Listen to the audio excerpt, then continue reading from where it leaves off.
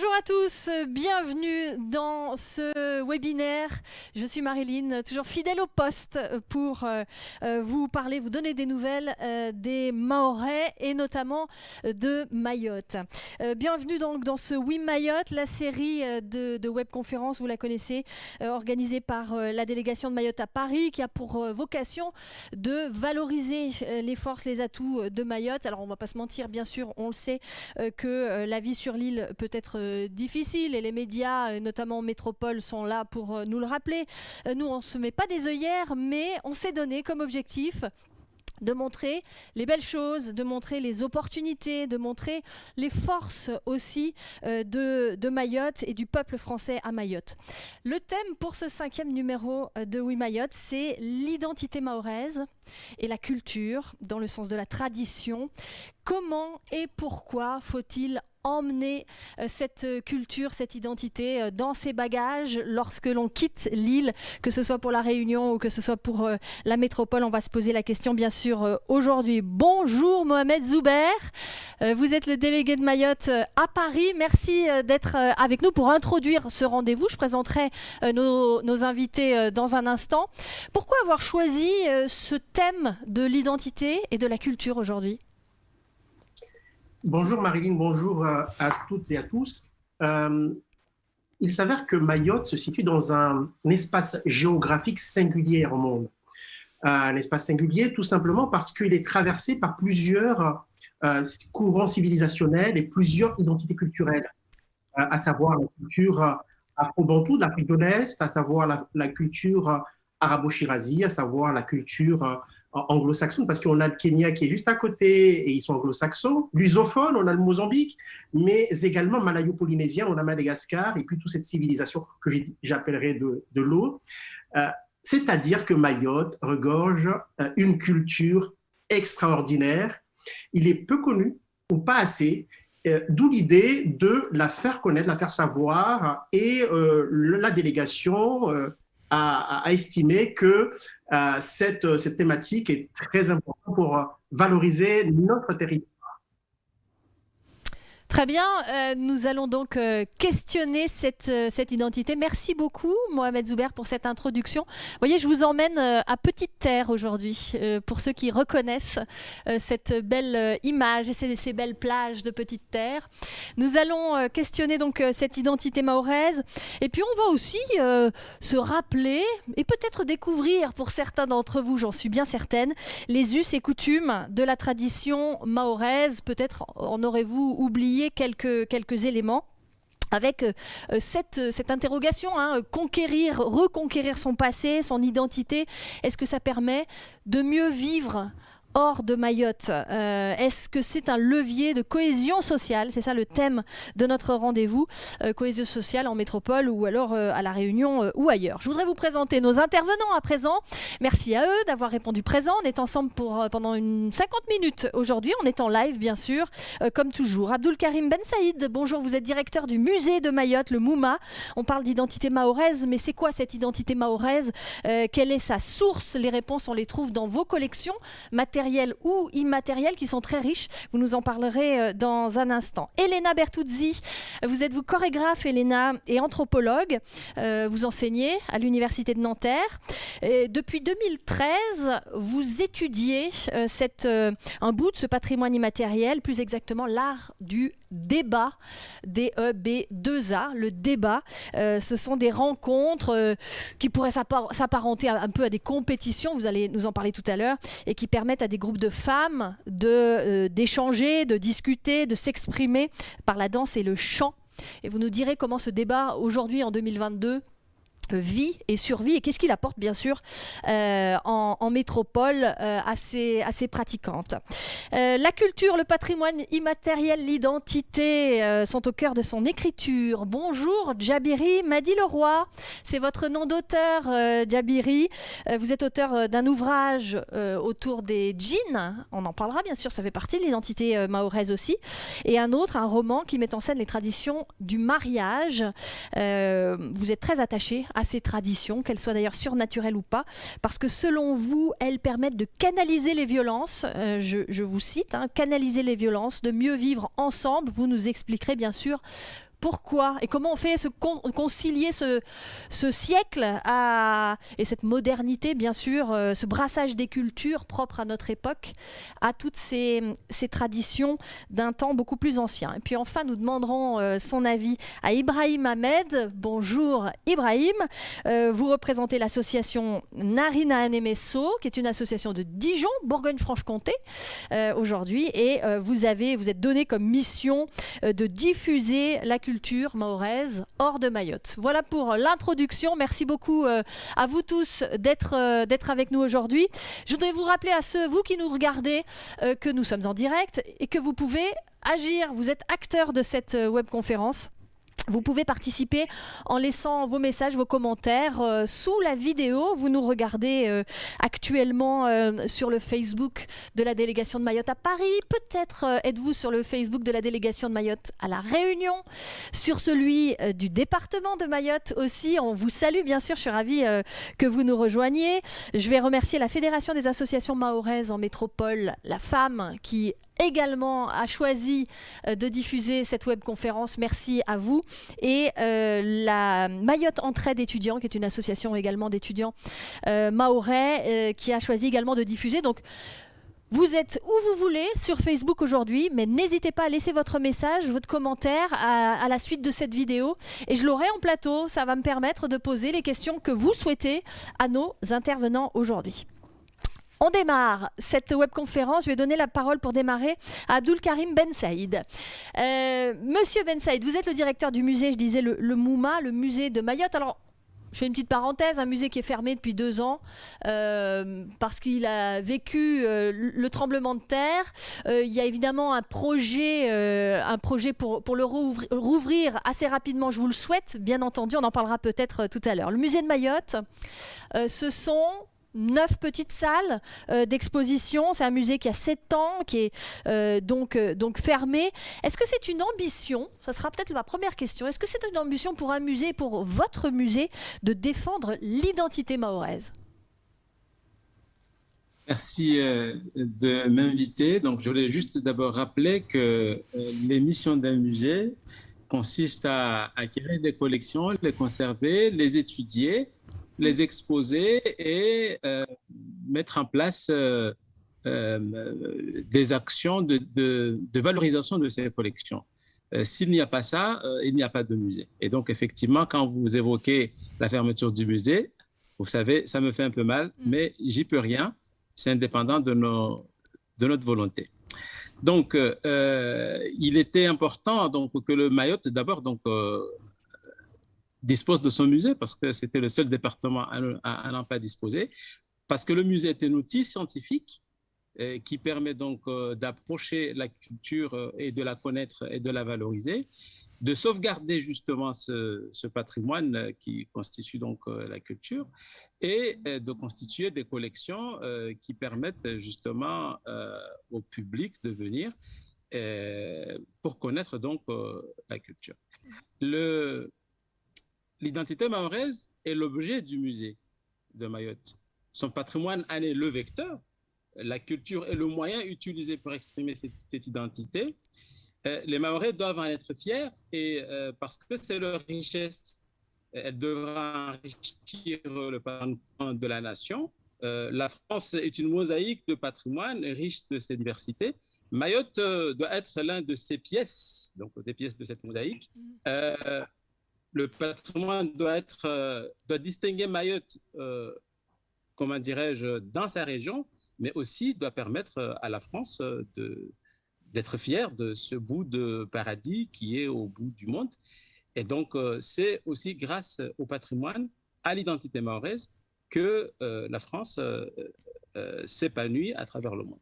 Donc, oui, il est important que l'identité mahoraise soit connue et valorisée. Je le disais, hein, le musée a 7 ans. Il a fallu constituer des collections pour ce musée, ce MUMA. Comment vous avez travaillé? Alors, en fait, au début, on a commencé sans collection, ce qui n'était pas évident. Mais avec nos conservateurs, Michel Collardel et Colette Foissé, on a mis en place un système qu'on appelle la préfiguration, qui a consisté en fait à déterminer une thématique convenue en lien avec le projet scientifique et culturel, enquêter autour de cette thématique-là, collecter les objets représentatifs de la thématique, les étudier, les inventorier, les exposer, et puis organiser autour de ça donc des événements qui permettent aux gens donc de savoir. Donc en 2018, on avait quelque chose comme 2000 objets, alors qu'on avait commencé avec une cinquantaine d'objets. Et puis là, on a 4000 objets couvrant un certain nombre donc, de thématiques de l'histoire et de la culture. Et alors, comment on parle d'identité mahoraise? On voit des images actuellement défiler qui sont des images d'archéologie. C'est de ces objets archéologiques, de ces découvertes archéologiques qu'on commençait peut-être, qu'on commence à identifier ce qu'est l'identité mahoraise. Donc, en fait, oui, effectivement, quand on pose la question aux Mahorais, ce qui est patrimoine pour eux, à un grand pourcentage, on nous parle de l'histoire. Parce qu'en fait, effectivement, les Mahorais sont friands d'histoire. Le problème de l'histoire de Mayotte, c'est qu'elle est mal connue, parce qu'elle n'est pas enseignée, parce qu'elle est aussi peu étudiée. En tout cas, certainement aujourd'hui, il y a des étudiants qui s'intéressent, mais on n'a pas encore les résultats de ces études. Et donc, il est important que les traces de l'histoire soient mises en avant. Et c'est grâce à l'archéologie, justement, qu'on met en avant donc, les traces de l'histoire. Mayotte est peuplée donc, des gens qui viennent de la côte est africaine, le délégué l'a rappelé tout à l'heure, mais des gens qui viennent aussi de l'est des îles de l'Asie du Sud, ils viennent de Madagascar, ils viennent aussi du nord à travers l'islamisation, etc. Mais aussi Mayotte est une île française. Et donc tout ça fait que effectivement, avec le voisinage, il a parlé comment dirais-je, enfin, des pays à côté qui sont anglophones ou qui sont russophones et tout ça fait que la proximité avec Mayotte enrichit Mayotte. Et c'est de tout ça que Mayotte doit parler parce que c'est de tout ça c'est tout ça qui participe à l'identité de Mayotte. Et donc, les traces de l'archéologie, qu'elles viennent de l'Asie, comme par exemple c'est le cas d'un certain nombre de perles qui nous viennent de l'Inde ou des perles qui nous viennent de l'Afrique, ou alors d'autres traces archéologiques comme ce qui nous vient de Madagascar ou du Moyen-Orient, eh bien tout ça fait que Mayotte témoigne d'une diversité de traces archéologiques qui explique que, eh bien, on ne peut pas expliquer Mayotte sans prendre en compte toutes ces influences, parce que les gens qui venaient de toutes ces contrées-là venaient avec une croyance, avec des croyances même parfois, avec des modes de vie, avec des savoir-faire, avec des connaissances. Eh bien, tous ces gens-là, une fois rencontrés à Mayotte, eh bien, créent une espèce de brassage, et c'est ce brassage-là qui fait aujourd'hui l'identité mahoraise plurielle. Et il est difficile effectivement de parler d'identité sans cette pluralité, cette diversité donc, qui caractérise l'identité mahoraise. Et alors, je vais signaler que les images qu'on vient de voir, c'est des images d'un chantier archéologique à Akwa, c'est bien ça? Alors, j'ai pas vu les images tout à l'heure. Là, il y a eu un petit flou. Très bien. Bah alors, je vais le dire. Alors, c'est en effet à Akwa, sur le site d'Akwa. Peut-être Jabiri, peut-être que vous le connaissez, ces images, ce travail. Elena aussi, probablement. C'est un site de fouilles archéologiques qui permet en effet de comprendre et de comprendre ce brassage finalement dans l'identité mahoraise. Qu'est-ce que la France a apporté à l'identité mahoraise? La France a permis à Mayotte de s'ouvrir et avoir, on va dire, un nouvel enrichissement de cette identité qui était déjà plurielle à travers le peuplement que j'ai évoqué. Une certaine modernisation, une ouverture aussi de la culture occidentale, auquel Mayotte était étrangère, puisque jusqu'à l'arrivée de la France, il y avait un peu les Anglais, mais ça n'a pas duré. Eh bien, la France a permis à Mayotte de s'ouvrir aussi à l'Europe et au monde actuel. Et donc, a permis une forme de modernisation, on va dire, de cette identité, en tout cas un apport nouveau donc à la culture mahoraise. C'est aussi possibilité à Mayotte de s'exporter aussi, d'être connue. Donc, elle a apporté, mais elle permet aussi à Mayotte de s'exporter. C'est aussi, je pense, ce que la France a apporté. Aujourd'hui, comment elle s'exprime, cette identité mahoraise, selon vous? On la retrouve où? On dit que c'est une identité fragile. Est-ce que vous êtes d'accord? Est-ce que vous reconnaissez cette fragilité de l'identité mahoraise?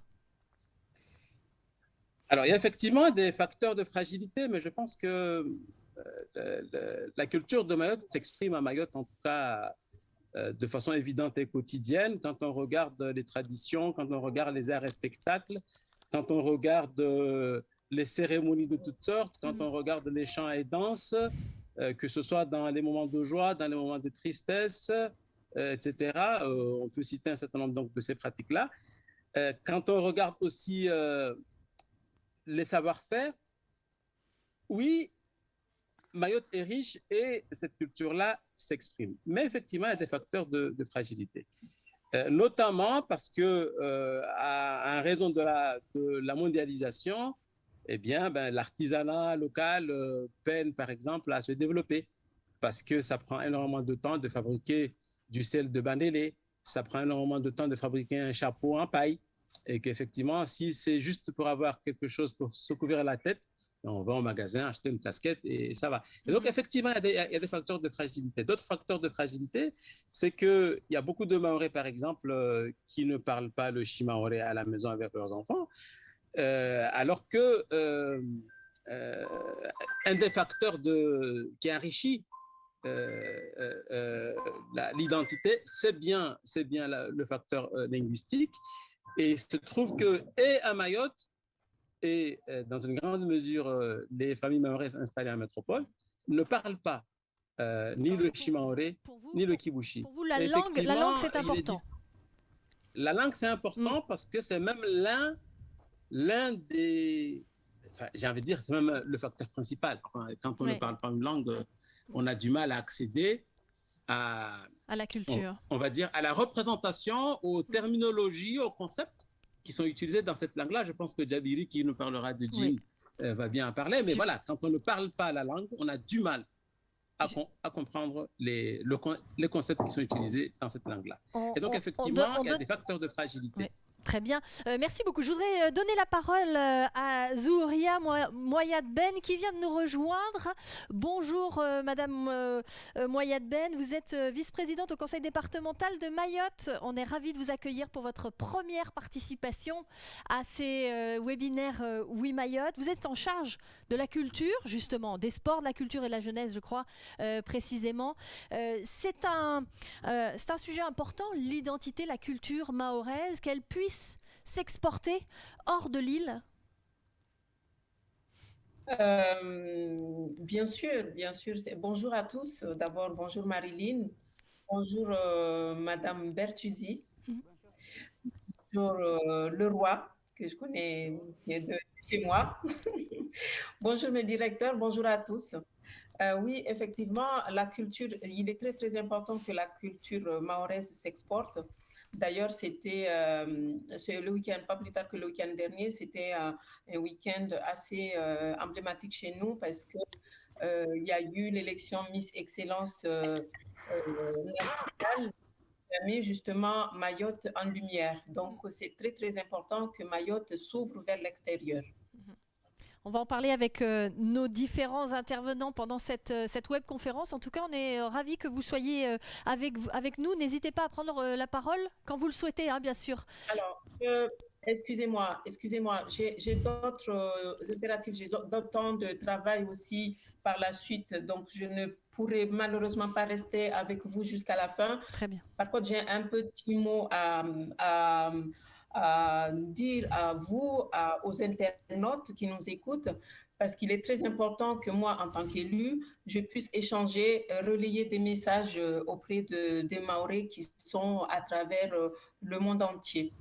Donc, je remercie surtout le délégué et toute son équipe de me donner la possibilité de prendre ici la parole devant vous. Je vais essayer d'être toute brève parce que le timing, il y a beaucoup d'autres personnes qui souhaitent échanger. Mais j'aimerais avant tout, en ma qualité de vice-présidente chargée de la culture, des sports et de la jeunesse, remercier les associations maoraises, les fédérations d'associations qui œuvrent au quotidien pour l'épanouissement de nos concitoyens. Je sais que leur tâche est immense, mais surtout, nous allons le voir au cours des différentes interventions, que c'est grâce aux associations que les Maoraises et les Maorais peuvent se retrouver. Les actions associatives sont aussi bons vecteurs de découverte de notre culture et de notre identité à la destination des personnes qui ne sont pas membres de la communauté mahoraise. Cela se sait, la culture joue un rôle, encore une fois, je le dis, de premier plan dans l'essor d'une communauté. Elle constitue un puissant levier de cohésion sociale et d'harmonie. Comme indiqué dans le plan de mandature qui vient d'être adopté, j'espère que vous l'avez, Marilyn, et les autres qui nous écoutent ici. En tout cas, on va prendre le temps de bien le relayer. Le département souhaite faire de la culture mahoraise le socle d'une identité partagée. Nous nous engageons par conséquent à renforcer la connaissance de notre culture, notamment par la publication d'ouvrages de vulgarisation ou à travers des manifestations culturelles portées par les acteurs culturels que nous soutenons fortement. Mayotte doit continuer à affirmer et valoriser son identité à travers la promotion de ses atouts culturels, patrimoniaux et historiques dans un esprit d'ouverture aux autres, au monde et singulièrement à sa région. La délégation de Mayotte à Paris, dont je salue fortement le travail que fait notre délégué, est un service de département qui, depuis 2018, a réajusté ses missions, dont la promotion du territoire en est le principal enjeu. À travers les web-séries de la DMP, il nous est possible aujourd'hui, grâce à ces rendez-vous en ligne, d'échanger avec des spécialistes de la question de l'identité et de la culture, comme l'a fait Abdul Karim tout à l'heure, comme viendra faire les autres également. Je salue aussi le travail que fait mon grand Leroy, ainsi que ses membres, des membres d'associations, tout en impliquant un public que j'espère nombreux et qui va pouvoir interagir via les commentaires. Je crois, j'espère bien en tout cas. En tant que vice-présidente chargée de la culture, bien entendu, je suis convaincue que cette édition de web-série consacrée à la culture permettra aux Mahorais, à toutes les personnes qui aiment le territoire de Mayotte et sa culture, aux personnes curieuses d'en savoir plus sur ce qui fait notre identité, de trouver des éléments de réponse à leurs questionnements. Je suis persuadée que beaucoup de vos internautes, de nos internautes, beaucoup de nos compatriotes mahorais installés hors de Mayotte se posent des questions et se sentiront concernés par les échanges. En tout cas, en tant qu'élu, avec mes collègues et le président Penissa, comptez sur nous, nous allons vous accompagner. Merci et je vous souhaite un excellent et fructueux moment de partage. Merci beaucoup, merci pour cette intervention, ces précisions, c'est important. Je vais d'ailleurs en profiter pour aller dans votre sens, Madame Moayed Ben. Je vais modifier un petit peu le conducteur de ce webinaire et je voudrais donner la parole tout de suite à Ibrahim Ahmed. Ibrahim, vous représentez une association et c'est vrai que Madame la vice-présidente a salué le travail des associations pour diffuser cette culture. Vous dites, il ne faut pas rester une armée fantôme. Il faut s'exprimer. Et l'association que vous représentez, vous êtes secrétaire de l'association Narina Nemeso, a choisi de dire aux Mahorais qui sont en métropole, exprimez-vous, participez. Pourquoi? Expliquez-nous un petit peu votre démarche.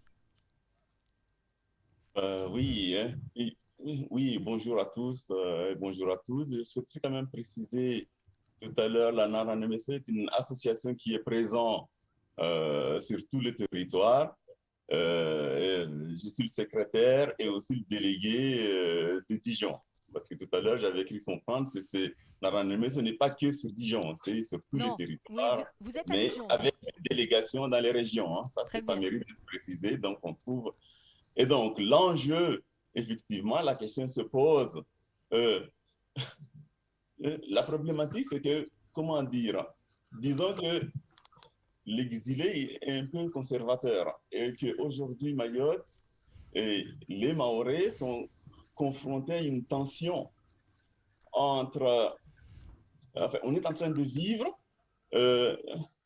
une révolution puisque ce qui caractérise Mayotte jusqu'à maintenant, c'est un peu, on vient des îles, hein, et les habitants des îles, il y a une idée un peu de fermeture, alors qu'aujourd'hui, justement, l'enjeu, c'est que Mayotte s'est ouvert du jour au lendemain, on peut dire ça comme ça, au monde. Et comment conjuguer? C'est vraiment la difficulté, l'enjeu qui est, en fait, on est confronté du jour au lendemain entre concilier cette exigence d'ouverture vers le monde et qu'est-ce qu'on va apporter vers le monde, comment aller vers ce monde sans se perdre, hein, soi-même. Donc, il y a toujours cette tension. Est-ce que, comment concilier le passé, le présent et le futur? Et donc, l'enjeu donc, de l'association, c'est de dire, au final, le plus simple, hein, c'est Mayotte a fait son choix hein, depuis 1974. Mayotte a fait son choix récemment, donc de l'appartenance à la France. Ma foi, ce choix est là, ce choix doit être respecté. Ça, c'est un premier point.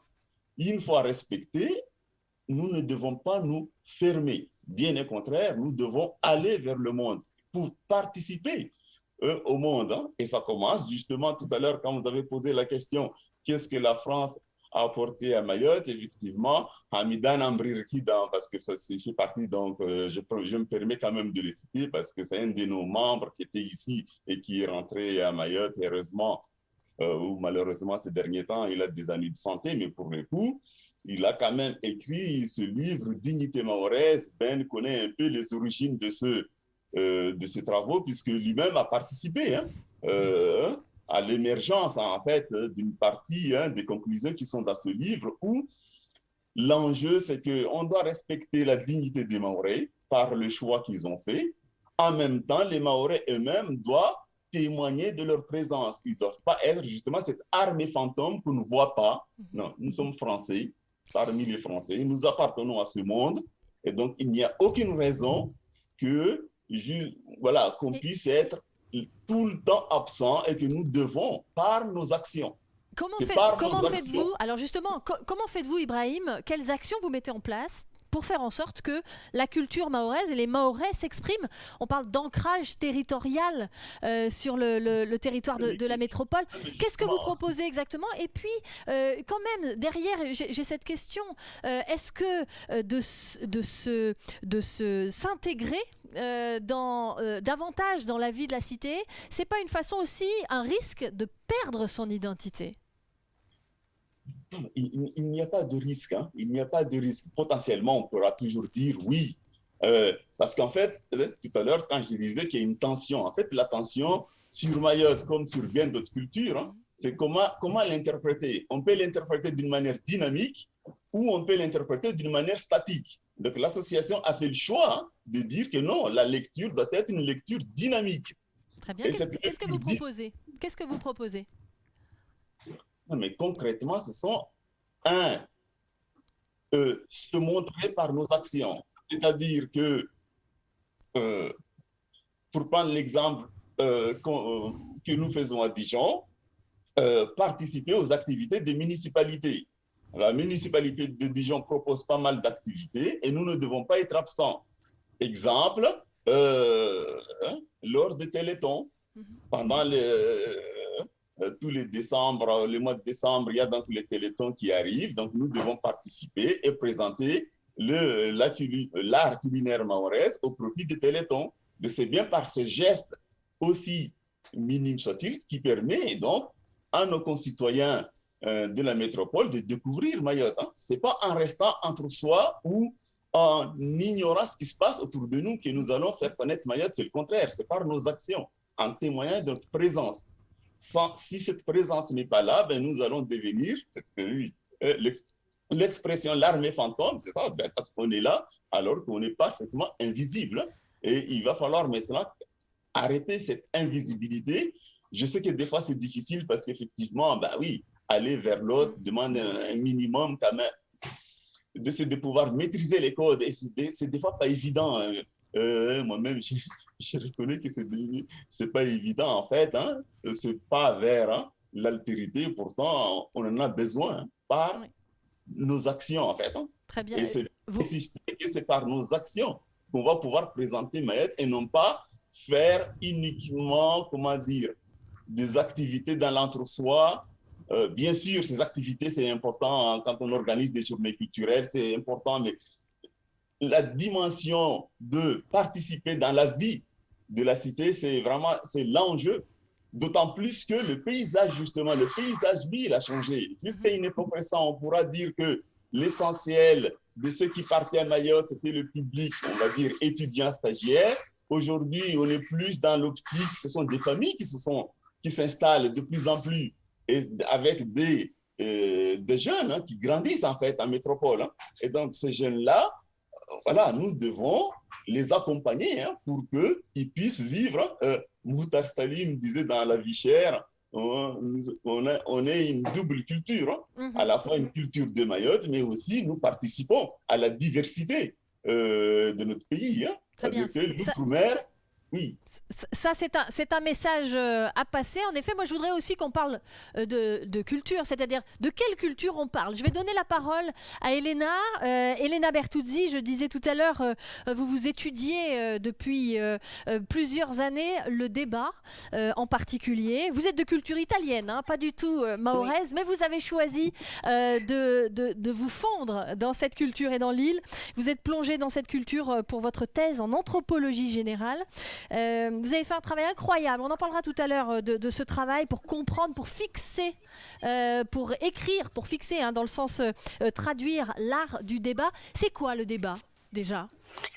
Alors, le débat, c'est une pratique féminine à la fois dévotionnelle et récréative, portée par des associations qui sont vraiment construites autour d'un noyau familial dans lequel toutes les générations de femmes sont représentées. Ça fait partie des apprentissages à l'origine, qui sont des apprentissages religieux, des chants, des kasida, qui sont des chants qui sont extraits des poèmes soufis. Et c'est vrai que l'islam de Mayotte est un islam confrérique, très imprégné par ces rituels soufis. Et les femmes, au fil du temps, ils se sont en fait façonné un espace de liberté qui est tout à fait en lien et en harmonie avec ces enseignements, donc avec le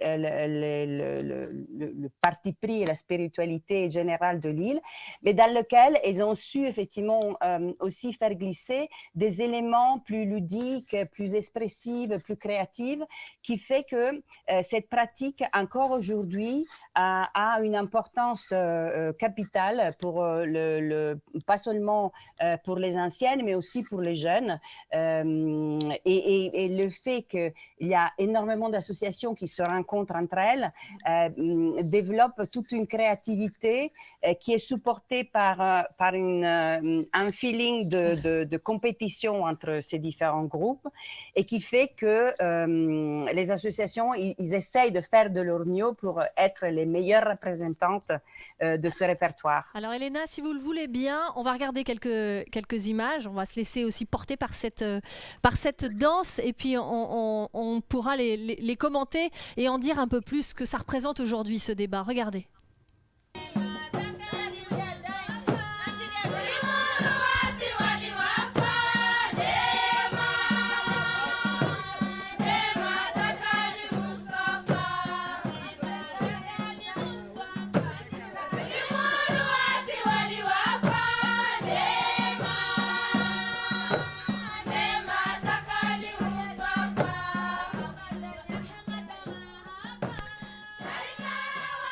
Là, alors on le voit, Elena, c'est une pratique gestuelle et chantée qui est ancrée dans les traditions religieuses. Hein, c'est d'inspiration soufie.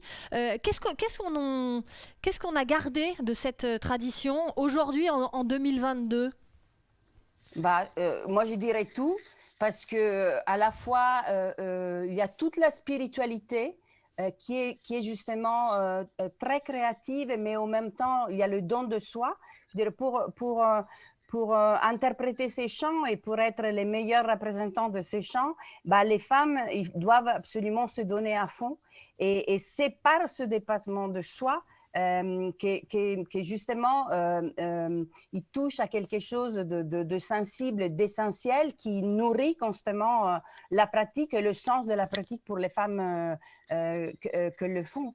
Et ça rend vivant cette tradition à niveau des associations. Les associations féminines, ils sont absolument fondamentales à Mayotte. Le rôle de femmes qu'ils ont à la fois effectivement pour les pratiques que féminines, mais aussi d'accompagnement pour les pratiques rituelles, et aussi pour tout ce qui est du social, c'est-à-dire l'accompagnement pour les mariages, etc. Le rôle de la femme, l'engagement de la femme, qui est personnel, qui est économique, qui s'est donné de son temps, de son énergie, est absolument extraordinaire. C'est vraiment la colonne principale de la charpente de la société. Les images qu'on vient de voir là, ce sont des images qui ont été prises à Mayotte. Est-ce que aujourd'hui cette tradition, elle perdure en métropole, et comment? Parce que vous avez été témoin de ça aussi, et vous transmettez ce que vous avez découvert, bien sûr. Mais comme disait justement Monsieur Ben Saïd tout à l'heure, le débat a pu s'ouvrir à l'international grâce à une société de production, Zaman Production, qui a fait connaître le débat dans le monde entier. Donc il y a des tournées qui s'organisent dans le monde entier. Moi-même, j'ai porté, un peu organisé, et j'ai partagé une tournée avec l'association Toyaria de Sangadoua, et on est allé au Brésil. Donc on est resté une semaine au Brésil dans un très important festival international pas que consacré au soufisme, mais à toutes les pratiques spirituelles du monde entier. Et j'ai aussi organisé des conférences, ce que j'appelle des conférences spectacles, un peu partout en France, en faisant à chaque fois appel à une association locale. Quand j'ai la possibilité, ou parce que c'est mon initiative, ou parce que quelqu'un me le demande, une association ou une organisation, un théâtre me le demande, je propose cette conférence spectacle, et à chaque fois, je fais appel à une association de débat local. Je le fais à Clermont-Ferrand, comme je le fais au MUSEM Selon vous, qui les avez rencontrés, qui avez travaillé avec ces associations locales en métropole, qu'est-ce qui les motive à créer des débats ici en métropole? Quelle est l'utilité finalement de cette culture mahoraise sur le territoire métropolitain pour ces femmes? Je pense que la partie de créativité est très importante. Chaque débat est différent. Les femmes puisent dans un répertoire qui est commun, mais à chaque fois, ils extrapolent des phrases dans des passages de poèmes qui sont différents. Donc, ça engendre le fait de créer les mélodies qui en découlent sont des mélodies différentes pour lesquelles il faut composer des chorégraphies différentes. Donc, il y a un gros travail de création qui est derrière chaque débat. Et ça stimule la participation des jeunes filles qui sont constamment mises en avant par les mères, ou parce qu'ils ont une belle voix, ou parce qu'ils ont des compétences physiques, ou parce qu'ils ont une créativité dans les gestes qui fait qu'ils sont mis en avant. En fait, le débat sert un peu comme une usine d'apprendre la socialité mahoraise, et la socialité surtout féminine mahoraise. C'est une fabrique de comment on est, quelle est la femme idéale dans cette société, qui est qui est une femme qui participe, qui est une femme qui donne de soi, et c'est une femme qui est engagée, c'est une femme qui est engagée sur le plan émotionnel, pas seulement sur le plan pragmatique, si vous voulez. Et donc le débat sert à ça, sert à construire vraiment l'identité féminine mahoraise par excellence, qui est à la fois une femme avec des belles manières, un raffinement hors pair, d'une part, et d'une culture et d'une sagesse qui vient des pratiques spirituelles. On a vu ces images, on le sent hein, dans leur danse, cette sagesse. Vous le savez, tout autant que moi, la culture, pour qu'elle perdure, elle doit se transmettre. Votre travail, Elena, ça a été un peu à la façon d'écrire des partitions de musique, c'est d'écrire des partitions de cette danse chantée, c'est bien ça ? Est-ce que vous pouvez m'expliquer un peu le travail que vous avez effectué ? Alors, c'est vrai que la notation chorégraphique, dans ce cas, c'est la cinétographie Laban, mais ça existe d'autres types de notation, permet d'écrire la danse en partition. Donc, théoriquement, tous les débats que j'ai inscrits en partition, ils restent pour la postérité. Donc, ces débats-là vont rester, vont être écrits, voilà, c'est comme une partition musicale. Donc, n'importe quel chorégraphe qu'il devra quand même connaître un petit peu le débat, hein, mais il pourra, d'ici 100 ans, 50 ans, 200 ans, reprendre ces chorégraphies. Et ça, c'est le travail des notateurs, c'est-à-dire exactement comme la musique, créer archiver, créer des fonds de ressources qui sont pour la postérité. Mais en réalité, le travail que moi j'ai fait à travers la notation, c'était surtout pour comprendre de quoi il est faite la créativité de ces femmes et quelle est la différence entre un groupe et l'autre. Et justement, à travers l'écriture, on voit que les modalités de composition ne sont pas forcément les mêmes d'un groupe à l'autre, qu'il y a des groupes qui travaillent plutôt avec un assemblage de gestes, des autres une transformation de gestes. Ce sont tous des dispositifs très différents et moi je voulais surtout montrer la variété de la créativité des femmes qui s'exprime à travers cette pratique particulière qui est le débat.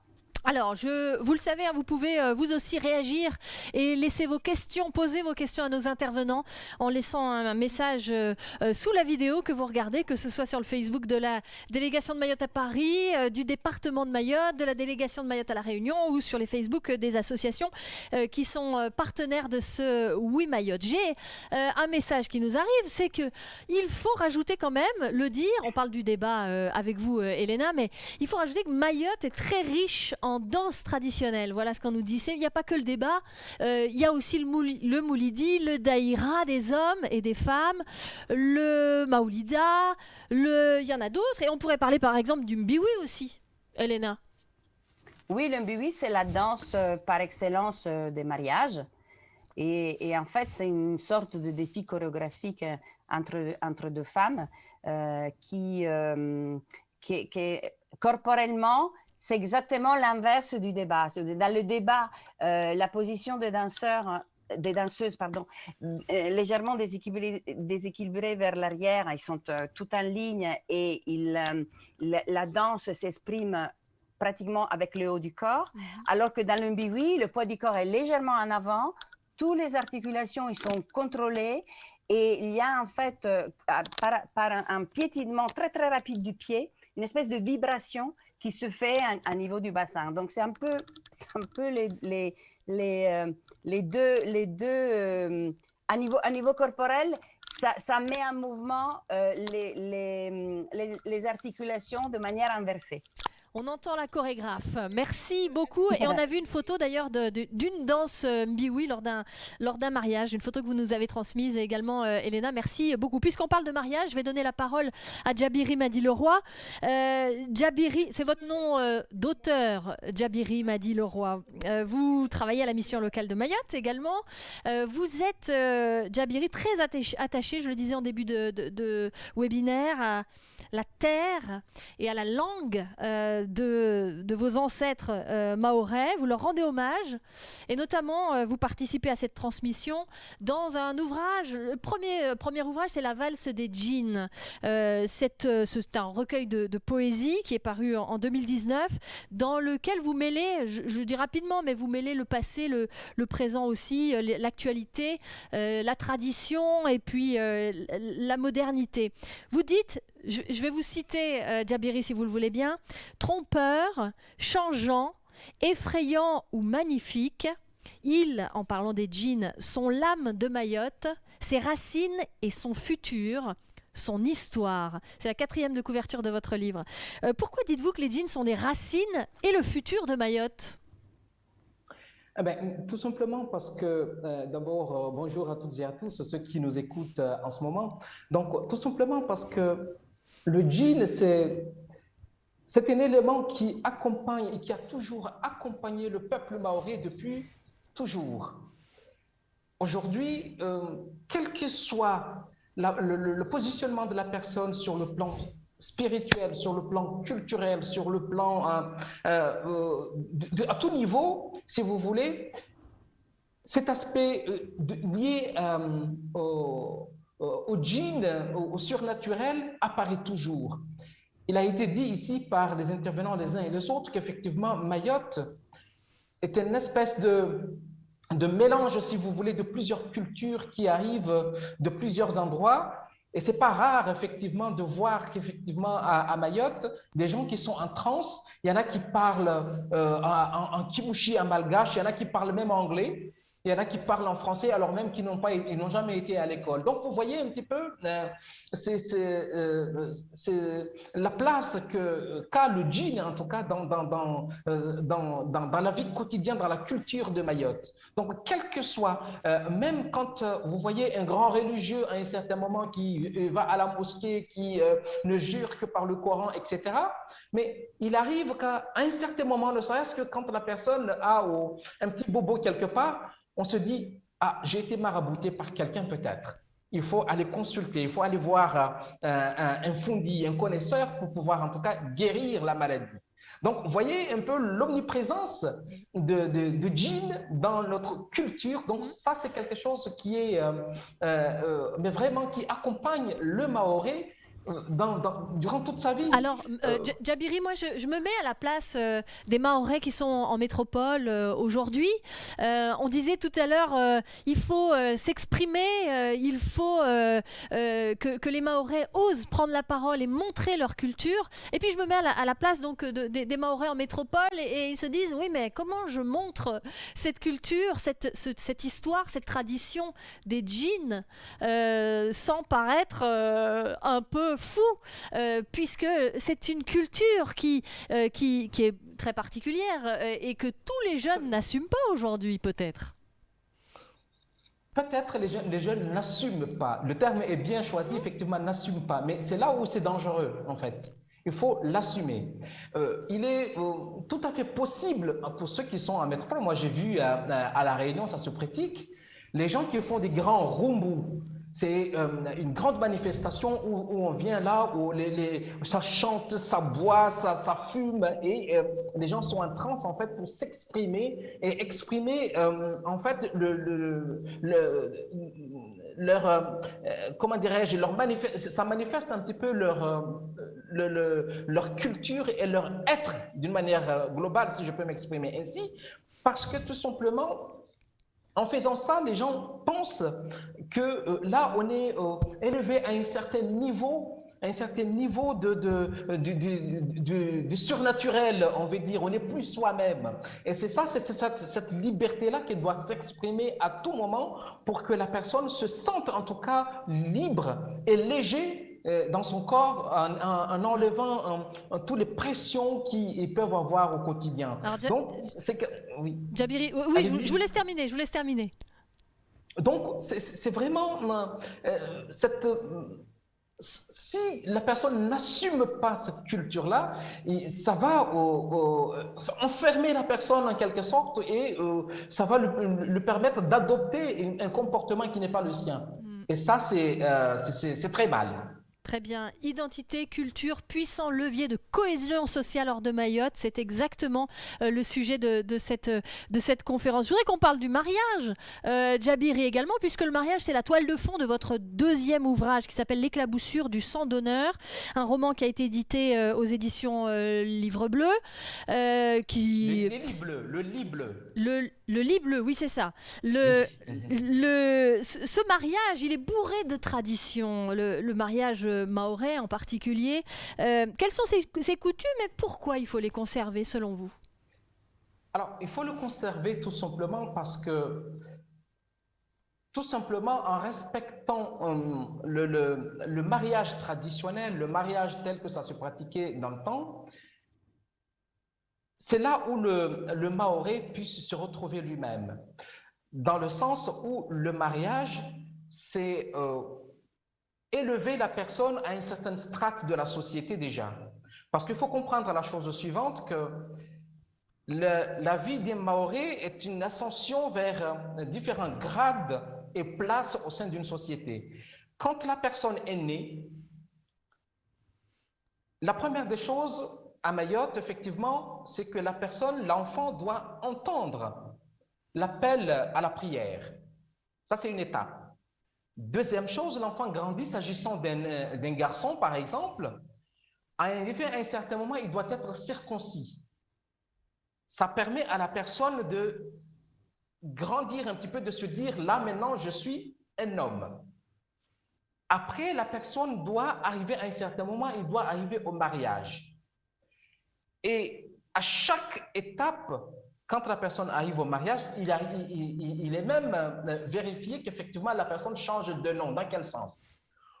C'est à partir de là, on ne l'appellera plus par son nom. On le rappellera par, si c'est un homme, par le mari de. Si c'est une femme, c'est la femme de. Oui.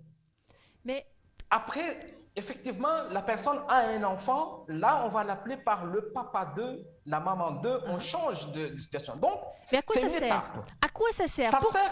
Pourquoi l'emmener dans ses bagages quand on vient en métropole? C'est ça la vraie question. Qu'est-ce que ça apporte à notre vie moderne, connectée et ultra libérée finalement de Mahorais exilés hors de Mayotte? Ça apporte quoi? Ça apporte tout simplement cette fierté d'une appartenance à une culture. Ça apporte cette fierté d'être le vrai Mahorais. Parce que tout simplement, en pratiquant le mariage traditionnel, une jeune dame, par exemple, va s'être valorisée en se disant effectivement, par exemple, je me suis mariée vierge. Et se marier vierge, ça veut dire j'ai respecté mon corps. Là, dans la modernité, dans la société que nous vivons actuellement, nous pouvons dire la liberté, c'est, comment dirais-je, être libre d'offrir son corps à qui on veut, d'être libre de faire ce qu'on veut de son corps. Mais la vraie liberté et le vrai choix de don de soi à travers le mariage, c'est bel et bien cette, comment dirais-je, culture de vouloir se conserver et effectivement d'offrir son corps, d'offrir son être, parce que là, on est fondu, quand on est deux, on est fondu à une seule personne. C'est pour ça que c'est le mari d'eux, la femme d'eux, à une personne de confiance, à une personne qui sait respecter l'autre. Là, on se protège. Là, on parle, par exemple, des maladies que nous avons dans tous les sens, le sida, etc. Dans notre société actuelle, une fille qui se conserve, un homme qui se respecte et attendre ce moment de mariage pour pouvoir, en tout cas, se mettre en couple, faire le rapport sexuel, c'est quelque chose qui permet effectivement de se préserver. Se préserver, de ne pas attraper les maladies, mais se préserver aussi en se disant, effectivement, je respecte mon corps, je respecte le corps de l'autre, je suis le bijou de la famille, passez-moi cette expression qui est quand même intéressante, puisque dans le mariage mahorais, il y a la dot, il y a les bijoux, il y a les ceci, cela, tout ça, ça apporte une certaine valeur à une personne. Donc, c'est un honneur aussi pour la famille de se dire, mon enfant, mon garçon ou ma fille est d'une bonne éducation, j'ai réussi à transmettre les bonnes valeurs à mon enfant. Donc, c'est quelque chose quand même d'essentiel dans ce mariage, dans cette valorisation de la culture à travers le mariage. Merci beaucoup. Avant de terminer ce webinaire, le temps passe vite, mais on arrive au bout de notre heure d'échange. Je voudrais juste rapidement redonner la parole à Abdulkarim Ben Saïd sur cette question-là. La culture, l'identité comme levier de cohésion sociale, de mieux vivre ensemble, de respect de soi-même. Vous êtes d'accord? C'est comme ça que le musée va travailler?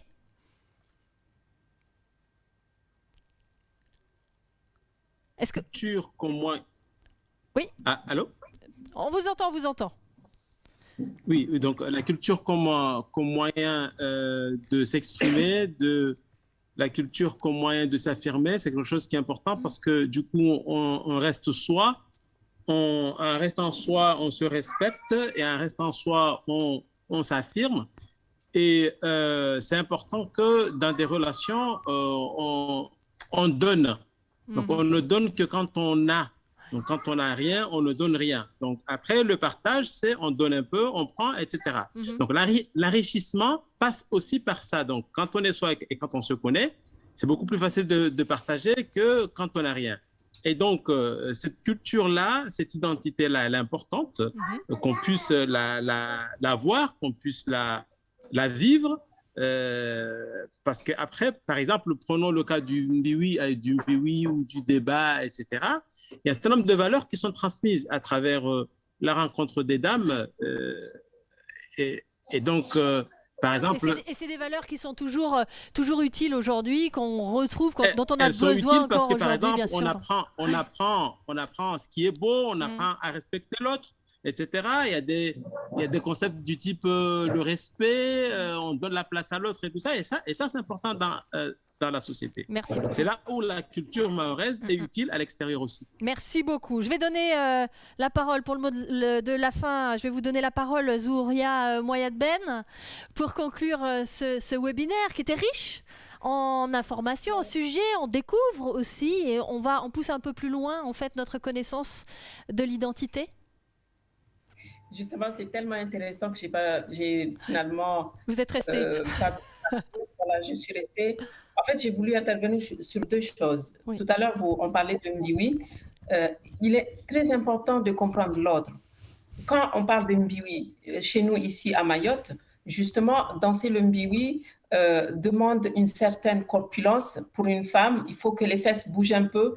Donc, chez nous à Mayotte, c'est qu'une belle femme, c'est une femme qui a un petit peu de poids parce que quand elle s'habille en salouva, elle est belle. Quand elle danse le mbiwi, elle est belle. Contrairement à la culture française, une belle femme, c'est une femme toute mince. Donc, voilà, c'est échanger justement entre les communautés, que les gens puissent se comprendre. Deuxième chose, c'est que le travail ne doit pas se faire qu'à l'extérieur. Il y a aussi tout le travail qui doit être fait ici à Mayotte chez nous, parce qu'on a tendance à copier l'autre, parce qu'on fait comme les Français, parce qu'on doit faire comme les Rayonnais ou autres, mais on oublie parfois la préservation de notre culture est parfois perdue. Donc, je demande à toute la communauté mahoraise, à tous les Mahorais et Mahoraises qui sont à Métropole, dans le monde entier, à Mayotte, qu'on puisse valoriser notre culture et le département est là pour nous accompagner dans cette mission. Merci beaucoup pour ce mot de la fin. C'est ainsi que s'achève ce webinaire. Je vous invite évidemment tous à vous connecter sur le Facebook de la délégation de Mayotte à Paris.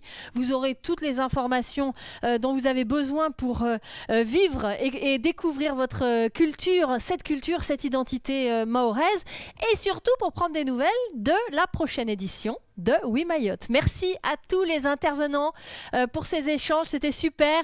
Merci à vous, à très vite pour un nouveau numéro.